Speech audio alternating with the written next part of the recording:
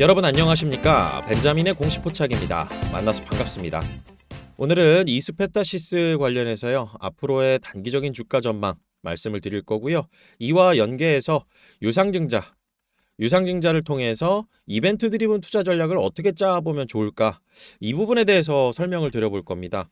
우선은 이벤트 드리븐 여러 가지가 있는데요. 무상증자도 있고 유상증자도 있고 그 다음에 기업의 인수합병 이런 어떤 특정한 이벤트가 공시를 통해서 나오게 되면은요, 이 공시 속에서 투자 전략을 짜볼 수가 있습니다. 그래서 첫 번째로 제가 가장 중요하게 생각하는 거, 자금 사용의 목적 분석. 이 기업이 유상증자로 조달한 자금이 성장성이 높은 프로젝트에 사용된다면 주가가 단기적으로 하락한다 하더라도 이거는 할인 매수 기회가 될 수도 있겠죠. 그래서 중장기적으로 긍정적인 이벤트로 작용할 가능성이 이스페타시스에서는 있었습니다. 그래서 지난 영상에서 자금 사용에 대한 목적의 명분의 타당성 이런 부분을 가지고 제가 많이 설명을 드렸었고요.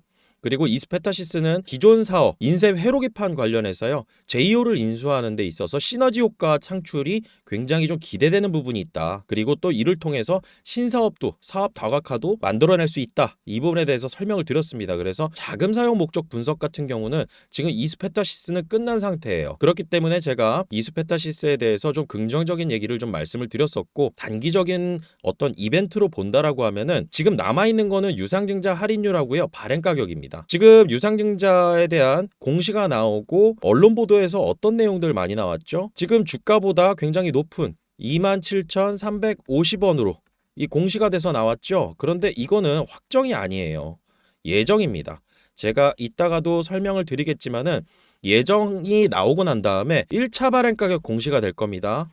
그리고 2차 발행 가격하고 확정 발행 가격이 공시가 될 거고, 확정 발행 가격에 대한 공시가 나오게 되면 최종적으로 시장 가격과의 어떤 차이가 있느냐, 차이가 얼마나 나느냐, 여기에 대해서도 투자 전략을 짜볼 수가 있거든요. 그래서 신규로 발행하는 주식이 기존 주식보다 낮은 가격으로 제공되는 게 일반적인데, 지금은 예정 발행 가격이 27,350원으로 시장 가격보다 높잖아요. 그래서 이런 부분들 때문에 유상증자 청약에 참여하는 부분들이 좀 불투명할 수도 있다라고 하는 공포심을 조장하는 그런 기사들이 좀 많이 나오고 있었습니다. 그런데 이 부분은 공시를 통해서 1차 발행 가격으로 나오게 될 거고, 오늘 제가 가상으로 계산한, 아직 기간이 다 충분히 다가오지 않았거든요. 12월 12일까지의 거래량과 거래대금이 필요하고요. 한 달치의 데이터가 필요합니다. 그래서 최종적으로 확정된 부분을 알려면은 12월 12일까지 아직 시간이 남아 있어요. 그래서 충분히 전략을 좀 짜볼 수가 있을 것 같고, 그 다음에 시장의 반응, 이 부분을 좀 활용을 해야 되는데 이거는 그렇게 크게 중요하게 생각하진 않으셔도 좋을 것 같습니다. 왜냐하면은 단기적으로 유증 이벤트로 저평가된 기업의 성장성, 다시 말해서 주가가 빠졌다라는 거죠. 앞으로 기대되는 부분이 많은데 새롭게 발행하는 주식으로 주식 수가 늘어나지만 늘어난 주식 수보다 앞으로의 미래에 대한 매출, 미래 매출이 더 기대된다라고 이랬을 때 좀 중장기적으로 바라봐야 되는 부분인데, 저는 우선 1차적으로 단기적인 부분을 여러분들께 설명드려 보려고 하는 거거든요. 자, 그래서 하나씩 좀 알아볼 텐데요. 우선은 실적 전망과 관련해서요, 4분기는 좀 긍정적인 부분이 많이 예상된다라고 여러 증권사에서 보고서들이 좀 올라오고 있습니다. 그래서 성장 요인 같은 경우에는 AI 가속기, 그리고 800GB 네트워크 제품 성장, 신규 제품 수율 안정화. 신규 제품에 대한 수율이 좀 불안정하면서 3분기 실적이 약간 기대치에 못 미쳤던 부분들이 있는데, 이런 것들이 해소되어 나가는 과정 속에 있다라는 거죠. 그리고 일회성 비용들이 감소되면서 앞으로 4분기 그리고 또 25년 같은 경우는 역대 최대 실적 기대감이 있다. 그런데 여기에서는 이유가 있습니다. 이스페타시스가 인쇄 회로기판 만들면서 글로벌 빅테크 기업들을 다 고객사로 두고 있어요. 그중에 가장 큰 곳이 어디죠? 바로 엔비디아입니다. 엔비디아, 구글, 마이크로소프트를 두고 있습니다. 그래서 차세대 GPU용 UBB 양산 승인 확보했고요. 이거 엔비디아 얘기하는 겁니다. 그래서 고부가 가치 MLB 수요 급증, 다시 말해서 멀티레이어 보드, 이런 부분들, 다층으로 되어 있는 인쇄 회로기판, 이런 수요 급증이 굉장히 수익성 확대가 예상되는 부분들이 계속 전망으로 나오고 있는 중이죠. 그래서 아까 그 내용과 조금 부연 설명을 해드리자면요, 800GB하고 PCB와의 관계, 이 부분 굉장히 중요한데요. 이 PCB 인쇄 회로기판을 이스페타시스에서 만들게 되고, 800GB라는 것은 이제 이전에는 400GB 정도의 시장이었었는데 초당 처리하는 그 속도를 말하는 겁니다. 그래서 초당 800GB 이 데이터를 처리하는 네트워크 기술인데 데이터 전송 속도와 신호 품질을 유지하려면 고성능 PCB가 필요합니다. 인쇄 회로기판이라고 해서 이런 판입니다. 판에 반도체들이 막 이렇게 있고요. 이걸 다층으로 연결하는 여러 층으로 연결하는 이러한 제품을 이수페타시스가 만든다라는 것이고 AI 시대에 맞춰서 굉장히 고속으로 데이터를 처리하려면은요. 이런 인쇄 회로기판도 고도로 이 기술 개발이 있어야 되는데 이수페타시스의 기술력이 글로벌 1, 2위 정도의 수준을 유지하고 있다라는 거죠. 이 인쇄 회로기판 PCB라고 합니다. 네트워크 장비의 핵심 필수 부품입니다. 고속 데이터 처리 장비에서 전자 신호를 안정적으로 전달하는 역할을 담당하고 이수페타시스는 최근 엔비디아의 차세대 GPU용 UBB 유니버셜 베이스보드라고 하는 양산 승인을 확보한 상황입니다. 그래서 이로써 이수페타시스는 엔비디아의 차세대 GPU 제품에 필요한 핵심 부품을 대량 생산할 수 있는 자격을 얻은 겁니다. 앞으로의 실적이 기대가 되는 부분이죠. 이를 통해서 AI 및 고성능 컴퓨팅 시장에서 입지를 더욱 강화할 수 있다라고 저는 보고 있습니다. 그런데 주가 상황을 좀 알아볼까요? 아까 제가 말씀드렸던 내용들 같은 경우는 좀 중장기적인 시각으로 바라봤을 때 실적이 좀 늘어날 수 있는 그리고 미래 매출의 증가가 예상되는 부분이다라는 것이고 지금 현재 주가에서 이벤트가 무엇이냐 이벤트 드리븐 투자 전략에서 유상증자에서 가장 중요하게 봐야 되는 거 단기적으로 무엇을 봐야 되냐 우선은 1차 발행 가격 나오고요 확정 발행 가격 나오는 그 과정 속에서 기업이 목표로 하는 것입니다. 이수페타시스가 유상증자를 통해서 주가가 이렇게 개파락해서 엄청나게 하락했죠. 그리고 나서 지금 10영업일입니다. 10영업일째 지금 조정 중입니다. 조정 중이고 이게 다시 이 갭을 메꾸고 상승하려면요 회사에서 어떤 좋은 내용들을 발표해야 돼요. 그래서 수주 증가나 이런 부분들 예상되는 부분은 시장에서 어느 정도 언급이 된 내용들이 있는데 이거 이외에 기업이 어떤 숨겨놨던 재료, 유상증자 이벤트에 맞춰서 준비했던 재료들 이런 것들 발표하는 시기들이 좀 대체적으로 있어요. 그래서 이수페타시스 같은 경우 지금 10영업일 조정을 받고 있는데 다른 기업 하나 제가 말씀을 드려볼게요. 유상증자 공시 내고 그 다음에 주가가 조정을 받았던 그리고 주가가 상승했던 에코앤드림입니다.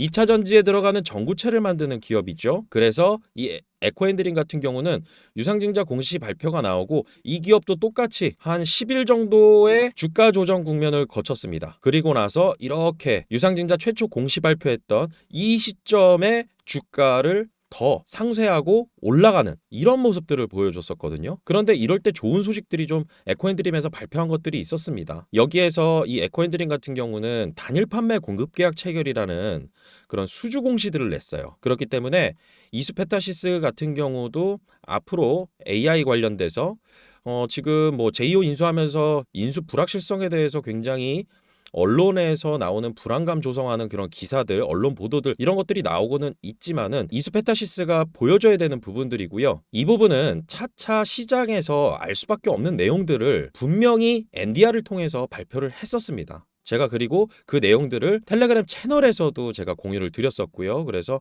지금 이런 조정 국면이 끝나고 앞으로 상승이 이어나갈 때 필요한 날짜들이 있습니다. 이게 공시를 통해서 발견할 수가 있어요. 우선은 공시에서 지금 예정 발행가 나온 거 아까도 제가 말씀드렸죠. 27,350원 이렇게 나왔는데 확정 예정일은 2025년 2월 3일 날 나옵니다. 이때는 2차로 보셔야 되고요. 1차로 보셔야 될 거 1차 발행 가격을 봐야 됩니다. 그런데 이 공시에서 계산하는 방식이 다 나와 있습니다. 예정 발행 가격은 어떻게 계산했는지, 그리고 1차 발행 가격은 어떻게 계산했는지. 글씨로 나와 있지만은 이 글씨만 보고, 이 글만 보고 계산하기가 상당히 좀 까다로운 부분들이 있습니다. 왜냐하면 재무적인 용어들이 좀 많이 섞여 있거든요. 그래서 제가 이 부분은 여러분들께 계산을 해서 보여드릴 거고요. 텔레그램 채널 들어오시면은 이런 부분들도 공유를 드릴 겁니다. 그래서 여기에 1차 발행 가격 신주 배정 기준일이 12월 17일입니다. 권리락일은 12월 16일이죠. 그래서 전 제3거래일, 그래서 2024년 12월 12일을 기산일로 한다. 기산일은 어떤 특정한 계산을 하기 위해서 시작되는 날을 말하는 겁니다. 12월 12일부터 해서요.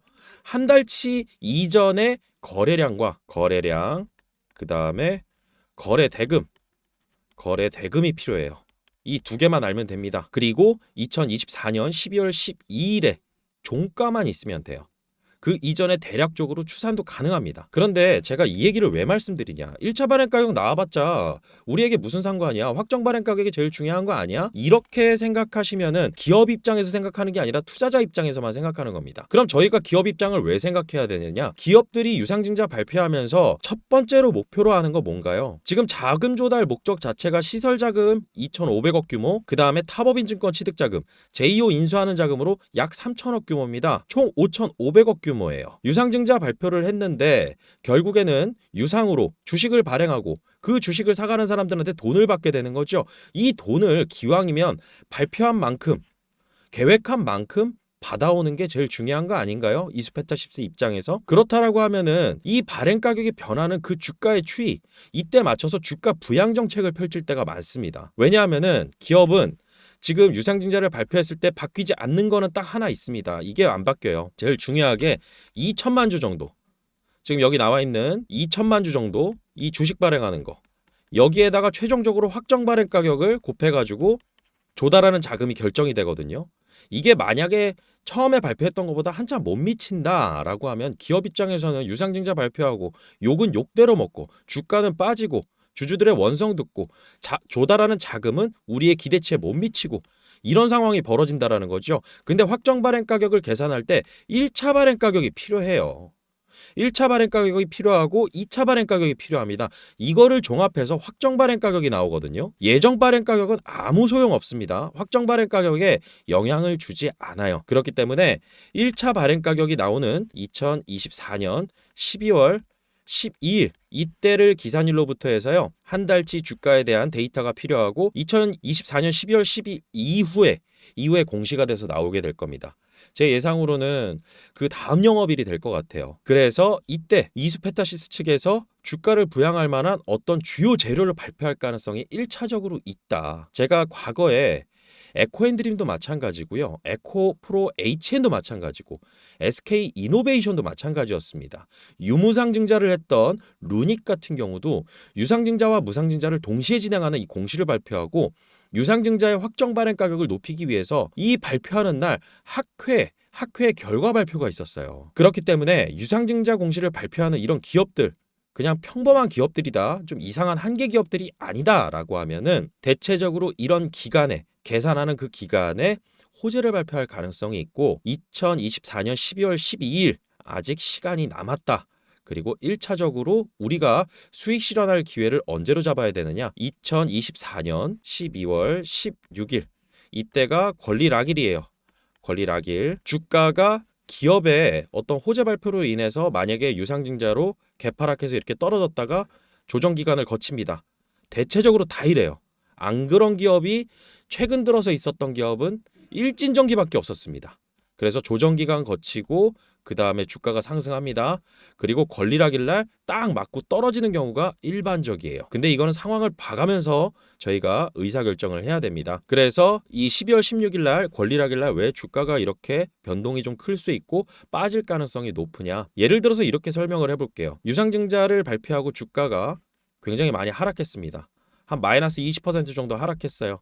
이스페타시스는 마이너스 30% 정도 하락을 했죠. 그리고 나서 이렇게 빠졌을 때 주식을 매수하는 겁니다. 기관들이. 그리고 기업 입장에서는 이와 관련해서 설명회를 엄청나게 해요. 그리고 난 다음에 주가가 막 올라갑니다. 그래서 하락했던 부분들을 다 만회했습니다. 그래서 플러스로 뭐 예를 들어서 한 30% 정도 수익 구간이에요. 기관 입장입니다. 그런데 이렇게 수익 났던 구간에서 권리락일 날 어떤 투자 매매 행태를 보여주냐면 만약에 가지고 있던 주식이 100주였는데 이 100주를 다 매도를 해버려요. 매도를 하고 이 100주에 해당하는 만큼의 신주를 청약할 수 있는 그 권리만 가져갑니다.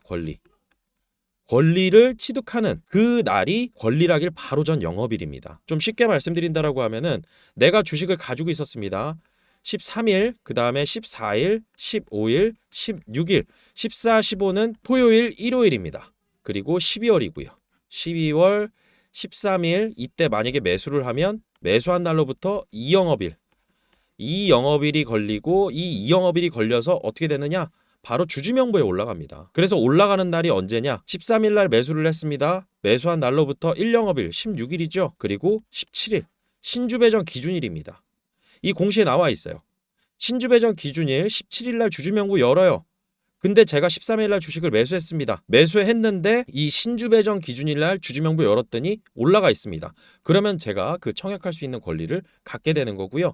어떤 특별한 다른 조치를 취할 거는 없습니다. 다만 16일 날 기준 주가가 바뀌어요. 뭐냐면은 늘어나는 주식 수가 한 30% 정도 늘어나죠. 이 30% 늘어나는 주식 수만큼 주가는 빠집니다. 16일 날 빠져요. 그래서 기관들 같은 경우는 미리 매수했던 주식이 만약에 플러스 30% 정도의 수익 구간이다. 기관들 같은 경우는 16일 날 다 팔아버려요. 그럼 어떤 일이 생기느냐? 주주 명부에는 살아있게 됩니다. 제가 아까 뭐라고 말씀드렸죠? 주주 명부에 올라갈 때까지 원칙상 이 영업일이 걸립니다. 플러스 이 영업일이 걸리는데요. 주주 명부에서 빠질 때도 똑같이 이 영업일이 걸려요. 그렇기 때문에 17일까지는 살아있습니다. 이걸 상식적으로 생각하시는 것보다 원칙적으로 그냥 받아들이시는 게 훨씬 더 투자 판단에 도움이 되실 거예요. 무조건 이영업일, 내가 주식을 사도 이영업일 걸린다. 그리고 내가 주식을 팔아도 주주명부에서 빠질 때까지 이영업일이 걸린다. 그럼 17일까지 살아있다. 그래서 16일 날 만약에 매도를 하게 돼도 빠지는 날은 그 다음 영업일이다. 그래서 이렇게 기관들 같은 경우는 플러스 30% 정도 수익이 났다라고 하면 이걸 수익 실현을 해버리는 거죠. 그리고 100주를 가지고 있었다라고 하면 여기에서 몇 주 받아가죠? 한 주당 0.3주 배정이잖아요. 그럼 30주 이 권리 딱 취득하는 겁니다. 이 권리를 왜 취득할까요? 할인 발행하니까. 지금 이수페타시스 같은 경우는 할인율이 그렇게 크진 않아요. 15% 할인율 적용합니다. 어떤 기업들은 뭐 20%, 뭐 30% 이런 경우도 있어요. 그런데 이수페타시스 같은 경우는 지금 15% 정도 할인율을 적용하는 거거든요. 그래서 여러분들께서 이 권리라길날 기관들은 가지고 있던 주식을 수익 실현하는 날로 아직까지 상황에서는 좀 보셔도 된다라고 말씀을 드릴 수 있겠지만은 이때 가서 또 그때 추이를 봐야 됩니다. 이게 수익 구간인지 아닌지. 그래서 이벤트 드리븐 투자 전략이라 하더라도 이거는 때에 따라서 좀 달라질 수가 있으니까요. 텔레그램 채널 들어오시면 이런 부분들에 대해서 아마 정보 공유 가능하십니다. 그래서 이런 내용들을 바탕으로 제가 계산식 만들어 가지고요. 한번 계산을 가상으로 해볼게요. 지금 어느 정도나 나오는지. 그래서 우선 1차 발행 가격만 말씀을 드리도록 하겠습니다. 확정 발행 가격 계산하는 방법은 또 따로 있어요. 그래서 1차 발행 가격만 본다라고 하면은 아까 그 계산식에 맞춰서 1개월 가중산술 평균 주가, 일주일 가중산술 평균 주가, 그 다음에 기산일 종가, 이 세 개의 값을 가지고 산술 평균하는 겁니다. 다시 말해서 이 세 개의 값을 더해서 3으로 나눈다라는 거죠. 그리고 나서 호가 절상하고 기준주가 할인율 15% 적용하게 되면은 얼마가 나오느냐? 19,550원이 지금 가상으로 나오는 겁니다. 지금 주가 추세에서 19,550원으로 나올 수밖에 없다. 그러면은 이 돈 자체가 최초로 예정 발행 가격으로 계산한 거 27,350원으로 계산해서 약 2천만 주를 곱하게 되면 5,500억 정도가 나오게 되는데 이 가격으로 곱해서 하게 되면은요. 최초에 말했던 거, 최초에 발표했던 거 5,500억에 70% 정도밖에 조달을 못 해요. 기업 입장에선 손해죠. 그러니까 이런 계산하는 날 앞으로 남아있는 날이 있잖아요. 주가 부양에 관련된 언론 홍보, 그 다음에 적극적인 기관들에 대한 IR 활동이나 NDR 활동, 이걸 계속 진행하고 있었죠. 그리고 많이 알려져 있습니다. 그리고 나서 추가적인 리포트들이 계속 나오고 있었어요. 그래서 이런 내용들을 제가 운영하고 있는, 저와 함께 운영하고 있는 주식하는 사람들, 지금 구독자 816명 계십니다. 여기에 지금 NDR 했던 자료 화면, 그래서 반도체 소재 산업 펠리클용 CNT 진출 모색한다, 제2호 인수해가지고 뭐 2차 전지 사업으로 확장하겠다고 뭐 이런 게 아니라 반도체 쪽하고 CNT가 앞으로 이수페타시스가 하고 있는 사업의 시너지 효과 R&D 쪽에서 있을 가능성도 굉장히 높아요. 그래서 반도체 펠리클 차세대 EUV용 펠리클용 CNT 멤브레인 기술 개발 착수했다. 그리고 이거 관련해서도 연구 개발하고 있는 단계에서 상용화 단계에 이르면은 삼성전자에 납품할 계획이다. 이런 부분들 다 나와 있었거든요. 그래서 여기에 이 텔레그램 채널에 참여하시면은요. 이런 내용들 공유가 가능하시고요. 앞으로의 결론적인 부분을 단기적으로 말씀드린다라고 하면 아직 시간 남았다. 12월 12일까지는 시간 남았다. 이때를 1차 수익 확보 시기로 좀 볼 수도 있을 것이다. 근데 이 부분은 상황에 따라 달라질 수가 있다. 그래서 앞으로 지속적인 모니터링을 어떤 부분들로 봐야 되는지 이런 것들에 대해서 텔레그램 채널에 들어오시면은요 공유 가능하시니까요. 참여하는 방법 간략히 말씀드리도록 하겠습니다. 제가 영상 올려드리잖아요. 영상 올려드리게 되면은 이렇게 영상 설명란에 더보기란에 링크 올려놨습니다. 주식하는 사람들 텔레그램 입장 링크, 그래서 텔레그램 어플리케이션이 당연히 있어야 되겠죠. 입장 링크를 클릭하시면 됩니다. 그리고 고정 댓글로도 이렇게 링크를 달아놨어요. 그래서 이 링크를 클릭하시게 되면은 이렇게 주식하는 사람들이라고 816명 계시고 여기에 조인 채널 버튼 이렇게 누르시는 겁니다. 그러면은 이렇게 입장이 가능하세요. 그래서 이 방 안에서 여러 정보들 공유 가능하시면서 앞으로의 방향성에 대해서도 말씀을 드리고요. 저 벤자민에 대해서 잠시 말씀드린다라고 하면요. 저 같은 경우는 금융투자협회에서 실시하는 자격 요건을 다 가지고 있습니다. 그래서 증권투자 상담사, 그리고 투자자산 운용사, 그리고 펀드 투자 상담사 이렇게 해서 자격증에 대한 보유를 하고 있고요. 그 다음에 금융투자협회 금융투자 전문 인력으로도 등록되어 있습니다. 그래서 올려드리는 자료나 이런 부분들에 대해 있어서는 여러분들께서 자격 요건 충분히 갖추고 있는 그런 금융투자 전문 인력이라고 생각하시면 되고요. 안심하시고 이런 내용들 공유해 가시면 되니까요. 앞으로 저 벤자민하고 좋은 정보 잘 공유하셔서요. 좋은 투자 수익 기회도 잘 챙겨가시길 바라겠습니다. 오늘 영상 마치겠습니다. 구독과 좋아요는 큰 힘이 됩니다. 벤자민이었습니다.